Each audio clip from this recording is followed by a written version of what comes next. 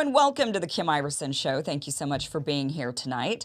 This weekend, happening in Washington, D.C. at the Lincoln Memorial, is an anti-war rally. It's this Sunday, just after noon. Many of us are going to be gathering to really speak out against the endless war machine that the United States has been propagating. The demands for the rally are really simple. Not one more penny for war in Ukraine, negotiate peace, stop the war inflation, disband NATO, global nuclear de-escalation, slash the Pentagon budget, abolish the CIA and military-industrial deep state, abolish war and empire, restore civil liberties, and free Julian Assange. Yet, many of the anti-war voices, some of the big names in the anti-war movement, are refusing to participate in this anti-war rally because they don't like some of the speakers who've been invited, or maybe they don't like some of the people who are part of the organizing.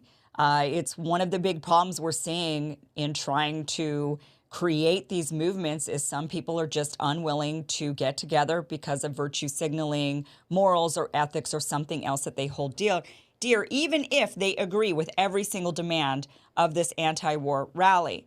Now, recently, Chris Hedges, who's also going to be speaking at the event this Sunday, wrote a piece called "There Are No Permanent Allies, Only Permanent Power. If we do not build left-right coalitions on issues such as militarism, healthcare, living wage, and union organizing, we will be impotent in the face of corporate power and the war machine." Chris Hedges, welcome to the show. Thank you so much for being here. Yeah, thank you, Kim. This is a really a powerful piece, and I really want to get your opinion on this. You know, this squabbling that is going on between people who share the same value. You know, how do you get these people to drop their differences and come together for something that we all can be united against? Well, this gets into the whole culture of virtue signaling, the woke, so-called woke culture. And that is not about effective organizing. It's about moral absolutism, moral purity. It's actually very counterproductive in terms of building movements.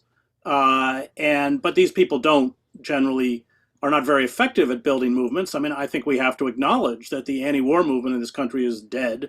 Certainly extremely marginalized. Groups that I respect, Veterans for Peace, for instance, I'm on the board, did not endorse this event because they don't like some of the speakers. Ron Paul will be there.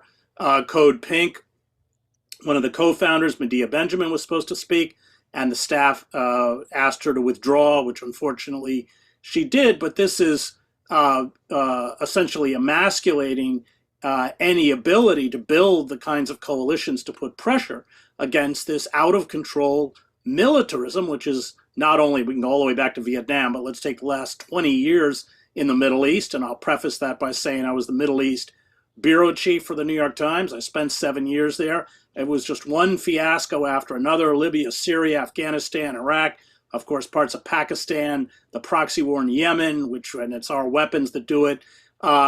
We know from the Pentagon, from the Afghan papers that were published by the Washington Post, that both the military and political leadership knew years ago that Afghanistan was a quagmire, which we weren't going to get out of. Why did it go on? Well, the same reason we've given $110 billion, that's almost twice the budget of the State Department, to Ukraine with no end in sight, because it enriches the war industry and because both parties are captive to the war industry. In fact, the Democrats are worse. There's more opposition to permanent war within the Republican Party than there is within the Democratic Party. So it's up to us. We're going to have to build coalitions and build alliances around these issues. I'm not a libertarian. I come out of the left. This is not a rally about abolishing the minimum wage and Medicare, which I think many libertarians embrace. I don't. If there's a rally for that, I'll be on the other side. But organizing, great organizer like Saul Alinsky understood that you build coalitions around specific issues, and on other issues, those coalitions may not work. But there's a kind of, I think, immaturity on the part of the left, many on the left. And again, it's not necessarily about being effective. It's about cloaking yourself in this kind of, moral superiority, which I find kind of repugnant. Yeah, and it's really not only just the left. I mean, the left is certainly engaging in this, but there have been a lot of libertarians as well, people coming from the right who've also been very fiercely against certain speakers who were invited and have since distanced themselves from the rally because of it. So this moral posturing we're seeing is coming from all sides of the aisle, and it really is. It's disheartening to see. I sort of thought in my naive mind, I suppose, that this sort of moral, you have to agree with me on everything or you're no longer with me. I've seen this over and over throughout time of, well, if you disagree with me on this, then you must be a right winger. You could be a leftist on every single position, but then you disagree on this and suddenly now you're just part of the right. And this has been what's gone on over and over. And I always thought that that was more of like a neoliberal mentality or more of the mainstream Democrat mentality. And yet a lot of the people that were seeing this same sort of, the same attitude from are people that I thought were rising above that. I thought that they were the ones that were not believing in the mainstream corporate news. They were skeptical of narratives, pushing back on these things, and yet they still fall into that trap of, well, I can't possibly stand next to you because I don't agree with 100% of everything that you stand for, or there's one thing you stand for, I can't. I'm too against it, so I can't stand next to you, and that's really disheartening to see. And so how do we get people to? I thought your piece was really great. I wish more people would have read it before they started, let's say, taking to Twitter and airing how, smearing the event or airing all of the pointing at all the people they don't like, airing their grievances about it. I wish more people would have read this and said, Chris is right. We have to set this aside. And if we can agree on the demands of the rally, then there's nothing else in it. You're right. It's not saying we're going to abolish Social Security, right? If you can, it's not saying there were some people that said they didn't want to go because, well, like Code Pink and Medea Benjamin, the reason she can't speak or is not speaking is because of comments made by Jackson Hinkle, apparently, that were maybe viewed as, and I don't even know what the comments are, so I'm not making a comment about the comments. But apparently there was something said that was offensive. And but it's like, is that part of the rally's ethos? Are they saying we're against this group of people? That's not what they're saying. They're saying we're against the warmongering group of people. And Yeah, yet, I wrote a column a week before called Woke Imperialism. And that woke culture has been appropriated by corporate and military power. And I went through a list, so Janet Yellen is the Secretary of the Treasury, and she is trying to foster unemployment and job insecurity as a way to fight inflation. Lloyd Austin is African American and runs the Defense Department. Clarence Thomas sits on the Supreme Court. That branding, Glenn Ford from Black Agenda Report calls it representationalism, just functions as a mask, essentially to perpetuate, I would say, unjust structures which are grounded in white supremacy, institutional racism, and everything else, despite the veneer. So what we've seen is, again, I come out of the left, but a divorcing of substance.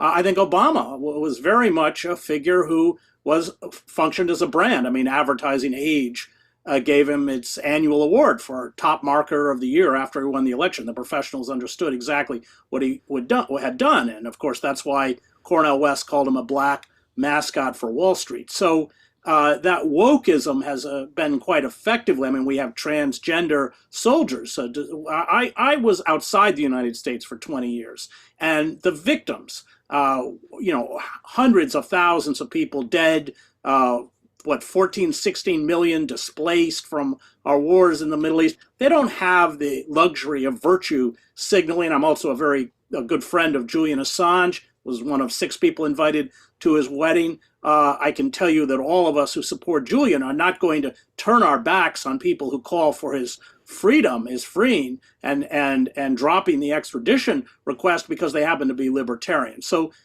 this is, again, I think the myopia of largely an educated, privileged elite. If we're going to build popular movements, I'm a very strong union supporter. We're going to have to incorporate people who voted for Trump, who don't, Right. but who understand the repressive power of an organization like Amazon or Walmart.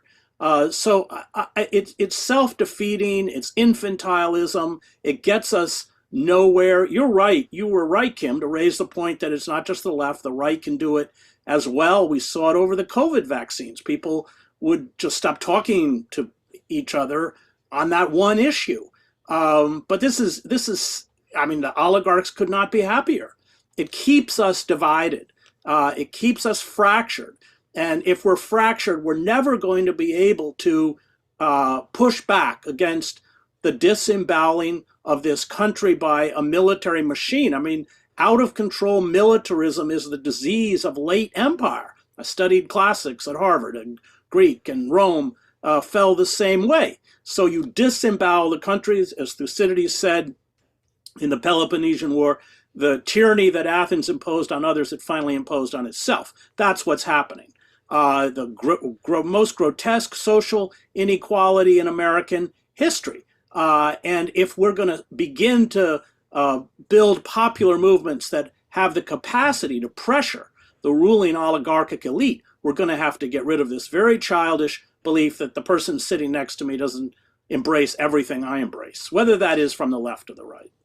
Yeah, and it does seem to be this seems to be one of those other negative byproducts of the duopoly, the two-party system, compared to like a parliamentary system, for example, where maybe I don't know, but maybe in those societies that have a parliamentary system, they're a little bit more open to having to build coalitions on certain issues, and sometimes you coalesce with this group, and then you don't coalesce with that group on a different issue. You go with this group instead on this other issue when it comes time to actually casting votes. And here in this country, because we just have this left, right, red, blue, people almost, they just naturally sort of divide right in half and say, you're either on my team or you're on the other team. Like sports, they don't understand that it can be fluid and you can shift. You don't have to coalesce with that person all day, every day. You can move on and partner with someone else when it best suits you. It seems like it's just one more of the negative consequences of this two-party system that we've built. I don't know what you think of that. Yeah, although I would throw in there that both parties slavishly serve the war industry, and not only give the Pentagon and the weapons manufacturers everything they ask, but more. For the last 8 years, the military budget has been going up and up and up, and they gave them $48 billion more than the Biden administration even requested. And so there's on this issue, on wholesale surveillance, on trade deals, on austerity, there really is very little daylight between the Republicans and the Democrats. And so they exacerbate these cultural divides, which in a way is kind of anti-politics, because on the substantial issues and the fact that both parties are captured by corporate power, what they argue about are fringe not fringe issues in terms of the political and the military trajectory of the country. I mean, it didn't. George Bush may have started the wars, but Obama continued them. So, in fact, Obama expanded the drone war. Obama's assault on civil liberties was worse than Bush's. And so we are going to have to get smart. And that means that we're going to have to begin to build alliances and relationships. And you're right, around particular issues, and on other issues, we may not. I mean, I teach through Rutgers University in the prison system, and my students who get out have a 3.1. They can finish their degree at Rutgers. Well, they're over there organizing the service workers. All my students are of color. Almost all of them are black. Well, they're working with service staff at Rutgers who voted for Trump. But they get it. They get it, that the issue is building the union. The issue is not debating, which presidential candidate you supported. And if we don't get over that, if we continue to essentially cloak ourselves in this moral purity and then use that to exclude other people, and often on tangential issues or on one particular issue. I mean, I write about in the column Daniel Berrigan, well, arguably the greatest anti-war figure in American history, in and out of jail his whole life, 2 years in federal prison, a radical Catholic priest, but he opposed abortion. And I said, there certainly are probably people on the left, and I don't oppose abortion, but there are certainly people on the left who on that issue alone would be willing to write him off. And we can't do that. We're just slitting our own throats. Right. Absolutely. We have to be able to coalesce. There was one part in your article, and I want to bring this one up. You said that this does not mean that there are no red lines. So you're saying, yes, we should coalesce with people, Right. but there are certain groups that you would not coalesce with. You said, quote, I would not join a protest that included neo-Nazi groups such as Aryan Nations or militias such as the Proud Boys or Oath Keepers. I can agree with you if they're the ones organizing it potentially, but what if they just showed up? I mean, or what if they were involved on this one issue? I mean, what if they said, yeah, I know that this is like a tricky spot to go into because everyone wants to just denounce 100% wholly, but I don't know if we can control, nor should we, who shows up to coalesce on one issue and one issue only. I think for No, me, I think you're right. If yeah, they go Yeah, ahead. I agree. I mean, if they show up, but I'm talking about if they organize it. If they're So, I mean, organizing, okay. the central tenets of those organizations are: one, they embrace violence, which I don't, but often that's racialized violence. And Right, if they want to show up, for instance, to this rally, they're more than welcome if they want to embrace those particular points that you read out, all of which I support. and But I only those wouldn't if they join show up. a rally. Right. Yeah, if they Sure, show up to everyone say, can oh, show we're up. going to add Everyone in should this show thing. up. Right, right, right, right. We want Everyone everybody should show there. up. But Yes, this rally is not demanding violence. There are none of those demands that I have any problem with. right, But if they organized a rally, given their platform, there are obviously things there that I could not embrace. But in terms right. of if they want to show up, they are more than welcome. Look, half my family comes from Maine. They make Trump look like flaming liberals. I love them to death. So they got gun racks on the back of the trucks, the whole bit. So look, yeah, of course, everyone is welcome. We're not playing that game.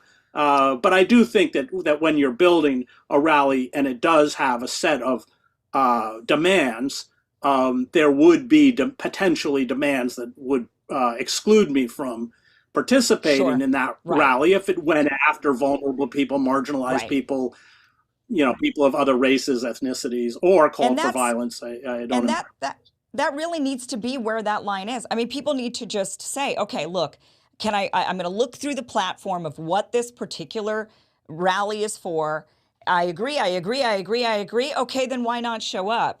Just because you don't like maybe some Yeah, of the people who are going to be there. If they include, because it's some different group that's organizing it, if it includes something you don't agree with, then you can say, I cannot support this rally because it has this particular platform piece on it that I don't agree with. That's fair enough, right? I think that's fair. Just like what you say in the piece, there are red lines. If you don't have to, just because you agree with 90%, if there's 10% you don't agree with, if it's bad enough, then you don't have to go. But this is one that most of these people who are saying, I can't be involved, they agree with every single thing that this I know. rally is Yeah, for, and yet they just don't like a speaker, you know? And that is, I know. I don't get it, Kim. I don't get it. I don't It's get it not the real either. world. I mean, I don't know what world they live in, but And you're right. I yeah, mean, we're not going to. We can't build a movement cloning ourselves. I mean, it just isn't going to work. it isn't, yeah. And the people that are desperately needing it, like you mentioned, Julian Assange, will take anyone's help if their help is for that same Of common course. purpose of freeing Julian Assange, which is also part of this anti-war rally. So, Chris Hedges, thank you so much for joining us. Chris Hedges is a Pulitzer Prize-winning former foreign correspondent for the New York Times, was with them for 15 years, but now he's got a great Substack. That is where you can find this piece. You can go to chrishedges.substack.com. And this piece is called There Are No Permanent Allies, Only Permanent Power. If you see someone online who is saying, I can't be a part of that rally because XYZ person is going to be, because Kim Iverson's going to be there and she was, whatever, then share this article, have them read it, because we've got to coalesce together on things we agree with. We must, or they win. They win every time, which they have been, and Yeah. that's what we're trying to fight against. So, Chris, thank you so much for being here. Yep. I'll see you Sunday, Kim. Thanks. See you Sunday.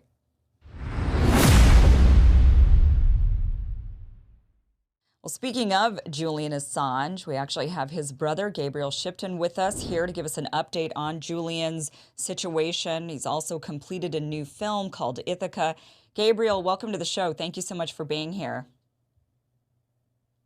Yeah, good to be with you, Kim. Thanks for having me on. First of all, give us an update. How's Julian, and what is the latest with his saga? Well, Julian is in the maximum security prison, called Belmarsh, just outside of London on the 11th of April. It will be his 4th year in that prison. He is held there solely at the request of the US DOJ in relation to a US extradition request. And he is charged with 17 counts under the US Espionage Act for his basically his publishing of the information that was leaked by Chelsea Manning. So we're talking about the Afghanistan war logs, Iraq war diaries, with the WikiLeaks cable set, information relating to torture in Guantanamo Bay. So Julian is charged with, under the Espionage Act, with publishing, receiving, and possessing that material. Now, on the 17th of June, the UK Home Secretary, which is like the Secretary of State, signed off on his extradition, saying that he could be extradited. Now, Julian has one more avenue to appeal in the UK courts, and so he has submitted an application to appeal, but the UK courts are yet to give him leave to appeal. So they have yet to approve that application. And so it's due any time now. So we could hear, in the next couple of days that Julian could potentially be extradited if they refuse to appeal, or the sort of never-ending court cases will proceed and Julian will remain in the maximum security prison. Interestingly, the prison that he's in has about 800 prisoners, and Julian's what they call a remand prisoner. So he is in there as an innocent man. He's not serving a sentence, and he is one of two of those prisoners out of 800. 20% of the prisoners in that prison are there for murder. He is in the same cell block as convicted terrorists, convicted murderers, and that's the sort of situation that he is being kept in. He is he's totally non-violent. In fact, Julian, I spoke to someone the other day, a ex assistant attorney general under the Reagan administration, and they said, well, Julian is actually an upholder of the rules-based international order. Through WikiLeaks' work, they published evidence of crimes, evidence of war crimes, evidence of torture that are against the rules-based international order. So I thought that was an interesting perspective of somebody who has worked in the Attorney General's department in the USA. Is Julian getting any visitors? He does. He gets to see his family a couple of times a week. So those visits, and he does get phone calls to Stella and my dad. So those things are things that sort of keep him going inside the prison. During these times are the particularly hardest times when there's a decision being held over your head. This sort of extradition, this sort of being held over his head in this sense, and it's like the sword of Damocles, sort of like if the extradition comes down, then Julian is extradited to a country whose intelligence agency in the CIA under Mike Pompeo plotted, drew up sketches and plans to kidnap Julian, to murder Julian. So that's a sort of what he can look forward to when he is extradited. He's extradited to a country who's Secretary of State or Director of CIA, actually pushed to have him kidnapped and murdered. Are any legal actions being taken about those plots? Yes, there is a there's a legal proceeding happening in Spain. So the security company that was supposed to be protecting Julian in the Ecuadorian embassy, actually turned into a front for the CIA. They were recording all Julian's information, all his meetings with his lawyers, his privileged meetings with his lawyers, with his doctors. They had recording devices in the ladies' bathroom and in all the meeting rooms. This isn't, this was all confirmed by leakers from the security company. And so there's a court proceeding in Spain that has actually summoned Mike Pompeo. They haven't got a response yet. But there is a legal proceeding in Spain, prosecuting the director of this security company. There's also another legal proceeding in, I think it's the Southern District of New York. There's journalists, a group of journalists, lawyers, who have gotten together and launched this case against the CIA, against Mike Pompeo, and Mike Pompeo has actually been served a summons in that case. So there are two parallel legal proceedings, one in Spain and one in the Southern District of New York regarding the violation of Julian's rights, and the rights of these American journalists and American lawyers who went to visit Julian and had their communications spied on, had their phones taken apart, photographs of their phones, their IMEI numbers, which is the sort of individual number that's allocated to a telephone. They were all recorded so that they could be tracked. And so I'm not sure which amendment it is, but it's in your constitution that you can't have these sort of unlawful monitoring, and they're suing the CIA and Mike Pompeo based on that part of the Constitution.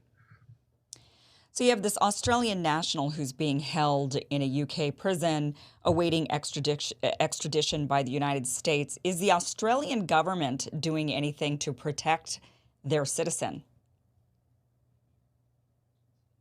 Well, we have a relatively new government in Australia. They've been in power for probably around 8 months now. And the Prime Minister, last November, there was a joint letter from the New York Times, all the five largest news organizations that partnered with WikiLeaks in the release of the cable set, the State Department cable set. They wrote a joint letter to the DOJ at the end of November, which included the New York Times, The Guardian, Le Monde, El Pais, and Der Spiegel in Germany. They wrote a letter to the Garland DOJ calling for the endless prosecutions against Julian to be dropped.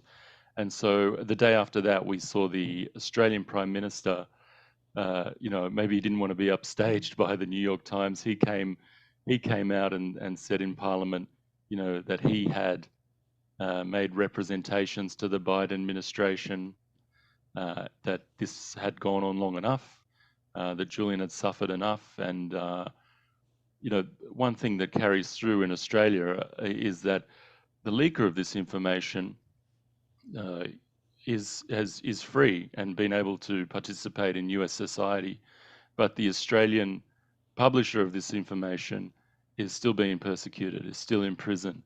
And so people in Australia can see the real unfairness. We have this thing in Australia called the pub test. And when you explain this to people, when you're down at the pub or at the bar and, it doesn't pass the pub test, people can see the hypocrisy instantly. And so that's something that carries with Australians, the unfairness of the treatment of an Australian citizen, particularly when Australia has been asked to do more and more for their alliance with the US. We have a special three-way alliance now called the AUKUS alliance with the US, the United Kingdom, and we are being, or the Australian government has asked, nuclear submarines. They want to be put nuclear submarines, which in Australia, which is an escalation of the sort of amount of bases, US bases that are here. Um, Australia is seen as a very strategic ally in the Pacific, particularly with the rising China and the problems in Taiwan. Australia is seen as a very strategic ally of the US. We're a resource-rich country, so I think the Australian Prime Minister has a real opportunity here to use all that to push for the rights of an Australian citizen when it comes to the prosecution with the Biden administration. And I think what you're saying there is really powerful about how the person who leaked the information is able to be free, but the person who published it is not. And I think that right there showcases who the government is more afraid of. You can be a leaker all day, but if no one's willing to actually amplify what you've brought to them, then no harm, no foul, right? I mean, it could just be swept under the rug. It's the journalists, it's the publishers. That's who they're really afraid of, the media. And that is why they do so much to get the media on their side. We know that they put their own mouthpieces inside of media apparatuses. They control so much of the media. They do everything they can because they know that the voice of the people is the most powerful entity against the government, against power. Is the opinion, public opinion, and the voices of the people. And so that is, I think that really showcases why they're going after the publisher. And that is such a chilling effect. And it's amazing that more of these journalists and publications aren't screaming their heads off saying this is absolutely an infringement on the freedom of the press. But we are seeing more starting to, it seems like there are more people, I know like a lot of Republicans, for example, who were very much against Julian. Now they say, I was wrong. We should free Julian. We saw Sarah Palin make that sort of a statement. There was a period of time where Trump nearly, was about to say, okay, we're going to drop it. So there seems to be a rising sentiment, even as you mentioned, now some of these mainstream media outlets are starting to say, hey, maybe we should, not be doing this. So are you seeing more support for Julian? Is that growing? Are you feeling it? Is it making a difference? Yeah, I think so. Yeah, like with that letter from the New York Times, the Australian Prime Minister coming out and saying that he'd made representations to the Biden administration. You have basically every major leader in Latin America has come out and called on the Biden administration to drop this. So that's, you've got sort of two continents now in Australia and Latin America, all calling on the Biden administration to drop this. We've parliamentarians all around Europe, in every Western nation. You have a group of parliamentarians who are, advocating for Julian's freedom. In the European Parliament, Julian was one of the shortlists for the Sakharov Prize, which is the premier freedom of expression human rights prize in the European Parliament. So you have this situation where, in Europe, Julian's seen as a freedom of expression hero, but in the UK, for the exact same work, he is in a jail cell. And so there's this sort of, the people who are pushing this are becoming more and more isolated all around the world. I think one thing to note is that the US Congress, where are they? Like every parliament in every Western democracy has a group. The UN Commissioner on Human Rights has spoken out about this. Leaders all around the world. I think we're up to 9 leaders, but there's silence from the US Congress, and I think that's starting to really shine through. When you say, okay, the ACLU, the Human Rights Watch, Amnesty International, Freedom of the Press Foundation, New York Times, they're all calling for this to be dropped, but we have this like eerie silence in Congress where nobody is coming forward. So I think we're hearing some murmurs that there is something happening in the Progressive Caucus, but I think the pressure is really now on Congress people to take a stand on this. and because their silence is complicity in a sense, Yeah. and if they don't say anything, then they become complicit in this attack on the First Amendment and in this attack on press freedom. Yeah, absolutely. There have been some members of Congress, most of them coming from the right, actually, and not even from the progressive side. But, you've got Representative Thomas Massey, Matt Gaetz, and also when Tulsi Gabbard was in Congress pushing for freedom for Julian Assange and also for Edward Snowden as well. But yeah, it's very few and far between. There's not very many voices that are rising up, and they're just not enough, and they should be absolutely. Gabriel, tell us about your new film that's coming. Is it out now or is it coming out? Called Ithaca. No, it's coming out. We are launching on the 28th of February in LA. My father and I will be traveling far and wide across the United States. I think we have 26 cities. We'll probably have, at the moment, we have 43 events booked in all across the US in April, March. Uh, you know, it's going to be a very busy time, but we'll be traveling the country, screening the film, doing Q&As afterwards, speaking to people, meeting supporters, longtime supporters. There's a lot of uh, great people in the United States who have been supporting Julian's freedom for a very long time. So it's always good to get around and see them and meet them, and also engage with new people, because the more people you explain this to, the more people, you know, they almost straight away say, "Well, what's going on here?" So it's really great just to get out and do a sort of grassroots tour where we can actually talk to people. But yeah, it'll be playing in Alamo Drafthouse cinemas, as well as a whole bunch of independent cinemas right across the country. You can find out more information about those at www.ithacamovie.com. And if you go to the Watch the Film section, it'll have all the cinemas that we're playing over April, March. We'll start off in LA, and we'll be in San Francisco after that. So and then Excellent. the rest of the country. So yeah, looking forward to that, and it's going to be great. And it's a real, like, Ithaca is a behind the scenes look at the fight to free Julian Assange.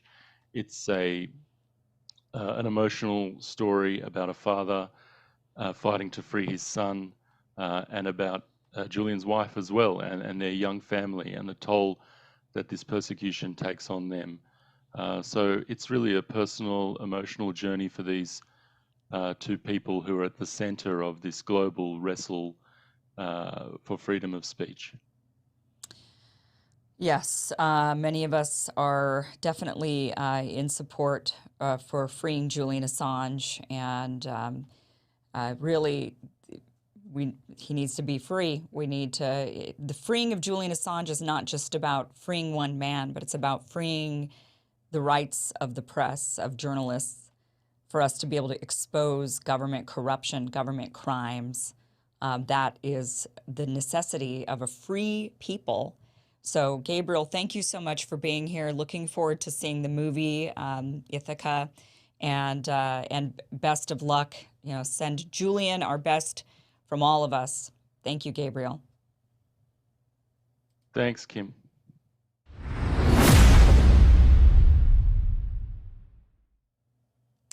Well, in today's economic climate of inflation and general instability, many people are rethinking their investment strategies. Recent stock market turbulence and global issues have caused a decrease in retirement accounts as well as decreased disposable income. However, the price of gold rose 14% from November 2022 to February 2023. So now would probably be a good time to invest in gold through Birch Gold rather than going along with whatever the government has planned for us. So you can take your future into your own hands by investing in something stable in these unstable times.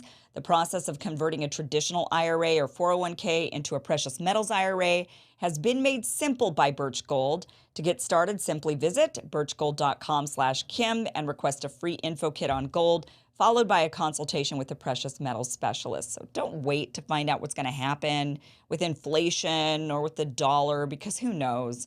Birch Gold, on the other hand, has an A+ rating from the Better Business Bureau and positive feedback from thousands of satisfied customers.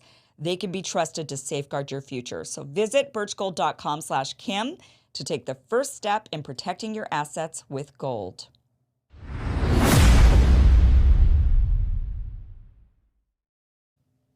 On Tuesday, 4 more American citizens and residents were arrested in connection with the assassination of Haitian President Jovenel Moïse.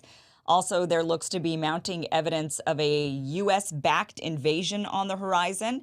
With us now is Dan Cohen. He is a correspondent with Redacted, one of the best shows on the internet, in my opinion. And he's been doing extensive research and reporting on this saga. Dan, welcome to the show. Thank you so much for being here. Good to be with you, Kim. So 4 more. Now, one of them, I believe, was a resident, but the other 3 are American citizens. This brings the total up to 11 who have now been arrested in connection with the assassination of the Haitian president that happened back in July of 2021. Give us the update of where we're at and what is going on with the Canadian Navy, maybe rolling on in and potentially going to be doing something militarily. Yeah, so both of these stories are kind of happening at the same time. So on Wednesday, there were these arrests in the United States of 4 figures that the U.S. claims are involved in the assassination of Jovenel Moïse, the president, who was killed a machine gun in his home in July 2021. Now, the whole thing is a little bit strikes me as kind of phony. The 2 figures, Tony Intriago, who owns this private security firm called CTU, and then Arcangel Pretel Ortiz, are the guys that the U.S. has accused of being behind the entire plot. But there's a lot of questions about the U.S.'s role in this. So it's kind of like, what position is the U.S. to judge here when it's not being clear about its own likely role?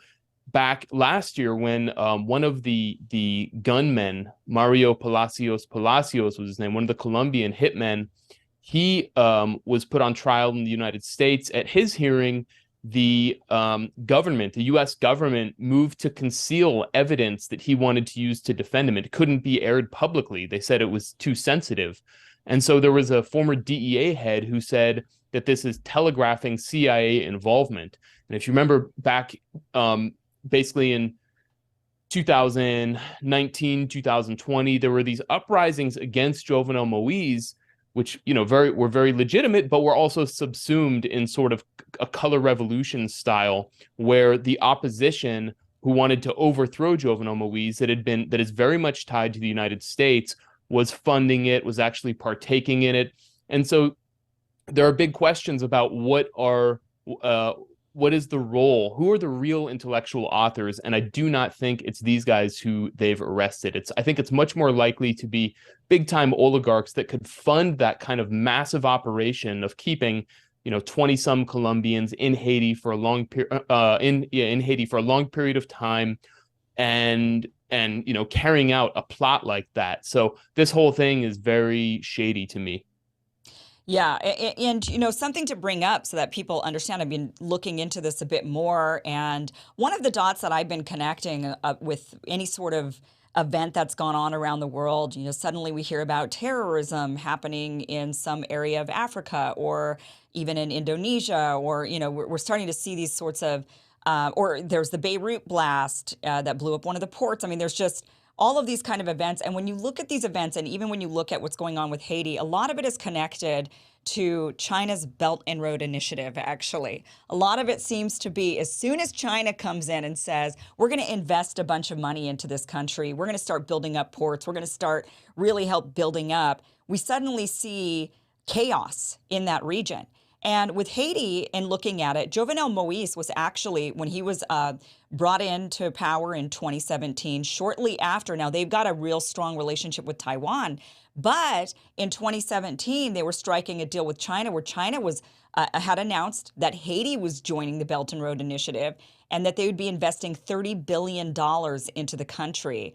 And I think that really shook a lot of people, you know, because I know Jovenel Moise was like an American-backed leader, but then suddenly he maybe went a little rogue. And they were like, you know, wait a minute, this guy wasn't supposed to start cozying up to China. And then 1 month right before he was assassinated, what did he do? He announces an ambassadorship for Russia. So you've got these, you know, and Haiti's right there on our border, right? They're real close. We don't really like Russians or the Chinese getting that close, apparently, to our border, even though we surround them. And so, you know, maybe there's something there as to why Jovenel Moise was assassinated. Maybe it has to do with just, once again, meddling, not wanting to see China or Russia getting into these countries. And what are your thoughts on that? I think that's a major aspect that we need to consider in why he was assassinated. I mean, he was also, right before he was killed, he was in Turkey, and yes, of course, Turkey is a NATO member. It's, you know, of course, plays both sides. And so what happened is when he was brought in with the backing of the U.S. and the PHTK ruling party that had, you know, been ruling since 2010, 2011, when Hillary Clinton basically installed them. Jovenel Moise, who was not really from the political machinery, he was, you know, basically a banana exporter who was brought in and handpicked. He eventually started to kind of turn away from the figures who put him into power, and so he started investigating a couple of the key oligarchs, Reginald Boulos and Dmitry Vorb, who are two of the most powerful oligarchs and basically are closely tied to the United States. So there's a lot of questions about maybe their role in this, and you know, if you recall, I think in 2020 there was a congressional hearing where Pamela White, the former ambassador to U.S. ambassador to Haiti, actually, you know, called to push him aside. So it was very clear that he had fallen out of favor. There's also the question that people have brought up about Jovenel Moise did not really go along with the COVID-19 vaccine program, and so Haitians in general didn't. So that's another aspect to it. So basically, there are so many reasons, and it's hard to pinpoint one exactly, but everything is pointing to the U.S. wanting to get rid of him. Yeah, and whether the CIA was directly involved or turned a blind eye, knowing that there was this plot and kind of just let it happen, you know, that is really what has to be that's what has to be investigated. But of course, no one's going to really, inside of our government, they're not going to look that hard. It's easier for them to just blame it on these mercenaries. They're like, oh, we found some American mercenaries that happen to be in Haiti all these months, and then they happen to pull this off. I mean, yeah, it's a likely story. So tell us what's going on now with the Canadians and them sending in their naval. They're sending in on the orders of the United States. Is that right? The Canadians are coming in. Yeah. So since the assassination of Jovenel Moise, basically the Pentagon has been preparing a military invasion. It's going to be, they want it to be covert, special ops. And they want to train a sort of hit squad inside the Haitian National Police, but it's a very sensitive thing for the U.S. because of the history. Because Haitians are very sensitive to foreign intervention from the U.S. in particular, and so if there is a kind of U.S. flag wrapped around this intervention, then Haitians are going to reject it. So the U.S. has tried to basically find another country to do its dirty work. It tried through the UN Security Council, but basically struck out because of China and Russia, which of course are not the China and Russia of the early 2000s when they authorized UN peacekeepers that just terrorized Haiti. And so Trudeau, being basically a water boy of Washington, is now basically is doing what he's told. And so 2 weeks ago, he sent basically like a reconnaissance plane over Haiti, and they publicly announced it, which was kind of odd because weeks before, when Trudeau, the Biden administration, and AMLO met in Mexico, Jake Sullivan, Biden's national security advisor, was very quiet. He didn't want to say anything about what's going on in Haiti and this potential intervention. So then all of a sudden, a few weeks later, Canada loudly announces, we're sending this warplane, to go disrupt the gangs. At the same time, the three mainstream media outlets, Al Jazeera, AP, and Sky News, all send reporters to go interview Jimmy Barbecue Cherizier, who's basically this the leader of this armed federation called the G9, which myself and Kim Ives, who I know you've interviewed before, we document his rise in our film Another Vision. And so he's the guy they want to take out in Haiti. So the Canadians send this plane in at the same to disrupt gang activity at the same time that the mainstream media says, "Oh, this terrible gang leader." And then what happened? I found, and I reported on it for Redacted, and I wrote an article in my outlet, Uncaptured Media, is that a Canadian military contractor was actually running a troll farm, and one of these trolls denounced me as being a white man who's spreading disinformation about Haiti.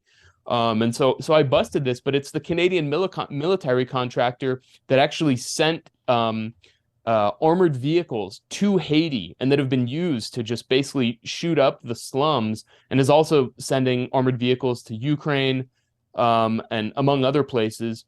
So now the next phase is, it was announced, Trudeau is going to send naval ships to basically patrol the coasts of Haiti and gather intelligence. So this whole thing is brewing. I've been saying for months, I reported that the Haiti invasion, I'm not going to call it an intervention, is imminent. It's brewing. It's coming. I don't know when exactly, but it's coming. And so, we just need to be prepared. Yeah, and look, if I had to place my bets, I would place it on trying to stop China. I just think that's what this all boils down to, fundamentally, more than anything. I think that the U.S. is very concerned about China's rise, China's Belt and Road Initiative. We know that the Dominican Republic, which is right there with Haiti, has signed on to the Belt and Road Initiative. And there is a desperate, concerted effort to stop it from expanding into Latin America and into the Caribbean. And I do think that's just my personal view on this. I think that's what this is really about. People are wondering, I why can Haiti? contextualize that, actually. Yeah.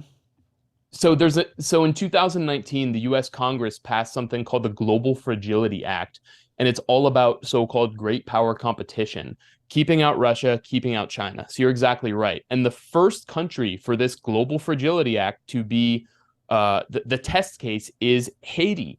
And so it's a combination of basically diplomatic kind of pressure, U.S. aid, using whatever tactics they do, and then also using special forces, covert Pentagon military operations. And so that's what this is in Haiti. And it's about tamping down any kind of revolutionary fervor in Haiti, because they know that if a real people's government or anything that's not a straight up tool of the United States comes to power, then they're going to say, well, we don't want to play this game of the United States of being, a giant sweatshop and piggy bank. And they're going to look to other powers, of course, China, namely, right, and to Russia as well, rebuild, but most of all China. Sure. So you're right. Yeah, and that's what they would do. I mean, if Jimmy Barbecue got into power, which they don't want him to, right? If he was able to actually influence the place, then he would say, "Hey, look, China's already said they want to give us $30 billion to rebuild." And this is the game that the United States plays. It's continually just putting their boot on the neck rather than building. You've got China over there investing in Africa. The overall sentiment of Africans when they look at China and China's influence on the world is positive. They're feeling like they're a positive influence on the world. And we're instead just crushing societies that even dare, look to another power or dare question American hegemony. And that's only damaging. I mean, if we really want to build, if we want Haiti on our side, then we need to build Haiti. And that's what China's doing, right? They say, well, we want you on our side. And a lot of these Latin American countries, a lot of these Caribbean countries are breaking ties with Taiwan in favor of Beijing. And that is something that, their Dominican Republic did that. They're worried that Haiti's going to do the same thing. It's just build them up. It's like you win friends over with honey more than vinegar, right? I mean, but this is chaos. This is terrible. Yeah, exactly. I mean, Haiti's just been in a horrible situation for decades and decades, and now it's ripe for change, and the U.S. wants to prevent that from happening. It's as simple as that. Yeah, really terrible. Dan, great reporting. Thank you so much for joining the show and giving us an update on this. This is something we really should be keeping our eye on because it is part of the greater global concerted effort. For one, we should just care about the Haitian people. And they are right there. They're on our border. They're flooding into the United States. Everybody should be caring about what is happening there on just a human level, but also on the greater global perspective of what is really going on and where the United States has kind of aimed its sights. I think is Haiti is an important piece of that puzzle. So, Dan, thank you so much for joining the show and giving us an update on this. Thanks a lot, Kim, for having me. I appreciate it. And sorry, can I say one more thing? Everyone Sure. can see my documentary on Haiti. You can check out my documentary on Haiti that I did with Haiti Liberté called Another Vision Inside Haiti's Uprising, which gives the whole background to this current moment at my YouTube channel, Uncaptured Media. So check that out. Yeah. And then I was also there in November for Redacted. And if you look on their YouTube or Rumble for like Special Report Haiti, you'll see the November reporting. So thanks again, Awesome. Kim. And we have that link down below. So thank you so much, Dan. Thanks.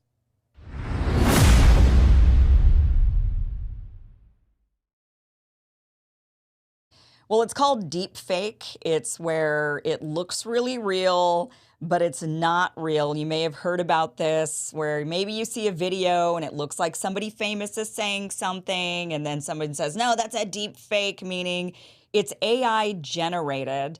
Well, with us now is Ian Miles Chung. He is with Rebel News, and he recently released this article. It's a system of control and manipulation. Keanu Reeves sounds the alarm on deepfake AI technology. Ian, welcome to the show. Thanks for being here. I have to happy to be say, on here. I got duped by a YouTube channel, funny enough, of Keanu Reeves called The Unreal Keanu Reeves. And I came across these videos I genuinely thought it was Keanu Reeves making these hilarious videos. I mean, they're nothing too bad. There's nothing bad in these videos. It's just him. Yeah, he's like chopping stuff up with a sword, right? A Japanese sword. Right. Or dancing or cleaning, his house, or waiting for his girlfriend, like on his cell phone or things like that. So it's just kind of what looks like Keanu Reeves living normal life and being funny. And I was like, wow, Keanu Reeves is so funny. He's like really good at making these videos, and this is great. And I had no idea that these are deep fakes, that this is AI generated video. So tell us, like, what in the world, what did Keanu Reeves, what does he have to say about this? And what is kind of the, Well, he doesn't like the it very danger much. of this? Yeah.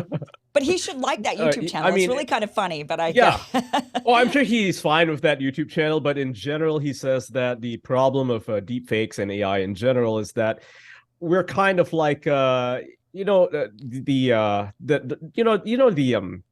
metaphor of the cave, the allegory of the cave, Plato's allegory of the cave, where essentially we're the people inside of the cave and we're seeing shadows and we can't really see what's outside, right? And essentially our use of AI is the same way, and deepfakes are a pretty good example of that. We're using it right now thinking, hey, maybe we'll replace Princess Leia with like a fake because the actress is dead, but eventually it's going to get to a point where you won't be able to tell what is real and what isn't. I mean, it's you already watch a at video that point for of me, Biden, clearly. Right? Yeah, I mean, there's a video of Joe Biden out there saying some very, very nasty things about transgender people, and it's not real, but a lot of people are fooled by it, and this is the kinds of, the dangers it poses. I mean, what if someone makes a video where Biden declares war on China? Right. And suddenly we might see a response from China that is real. So, I mean, that's a concern.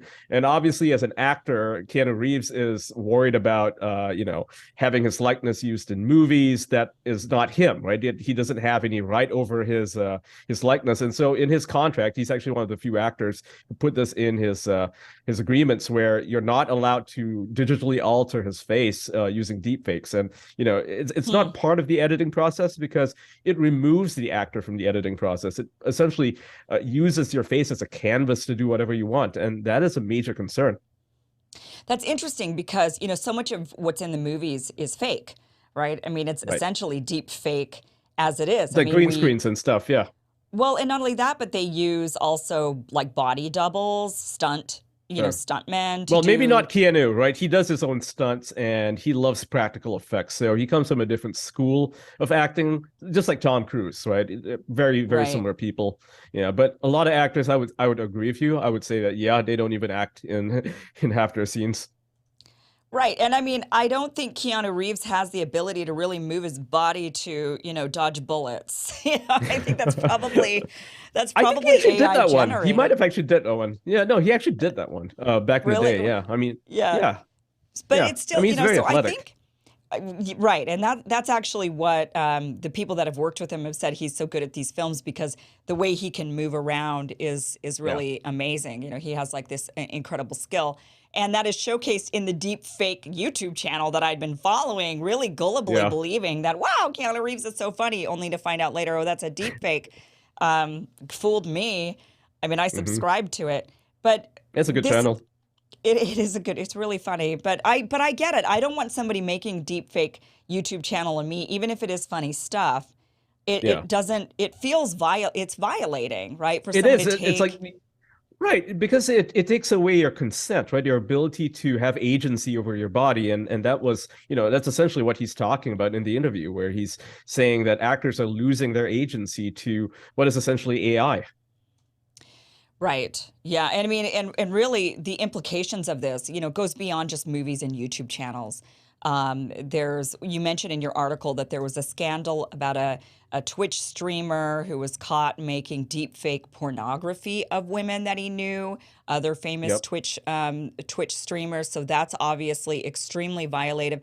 I guess California has a law that you're not allowed to make AI deep fake of sexually explicit material. But you can Yeah. do it with things like what's going on with the YouTube channel of Keanu Reeves, where if you're just like doing dishes or something, that's fine.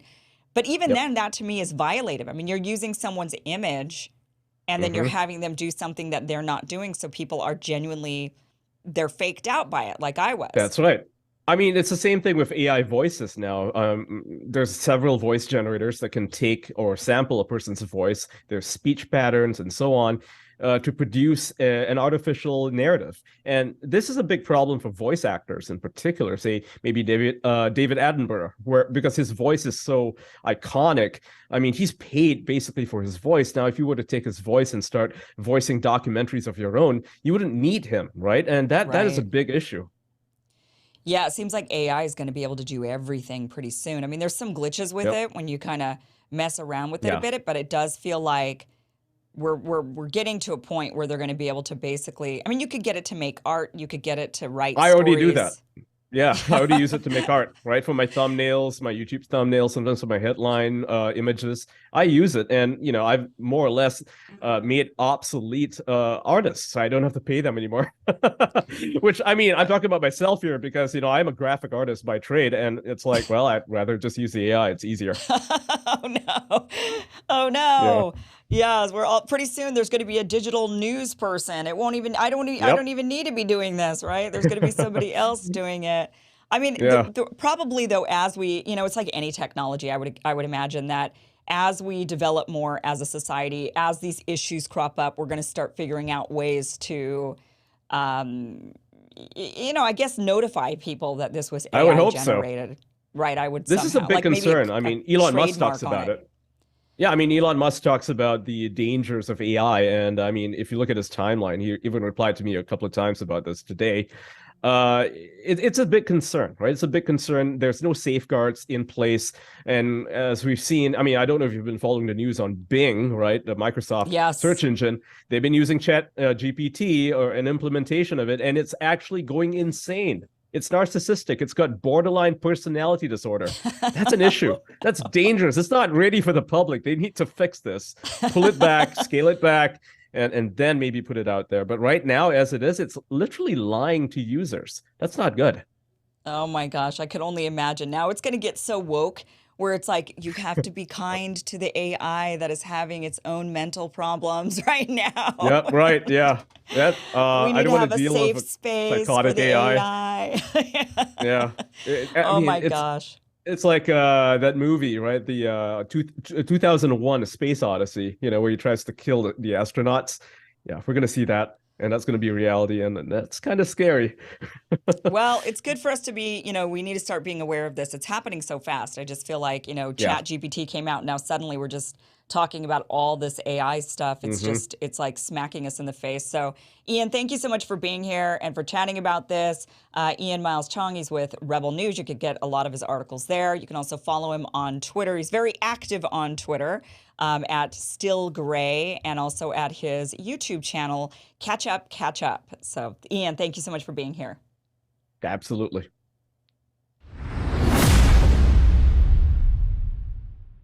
All right, well, that does it for tonight's show, and all of it was real, I promise you. None of this was AI. Thank you so much for joining us, and going to be in D.C. for the rally this weekend. If you have not checked it out yet, go to the website, rageagainstwar.com. You can learn more about it, so maybe you guys can make plans to meet us there at that rally this Sunday. So I do want to bring that up once again. And otherwise, I will be back tomorrow. Going to be having a great conversation with Ron Paul.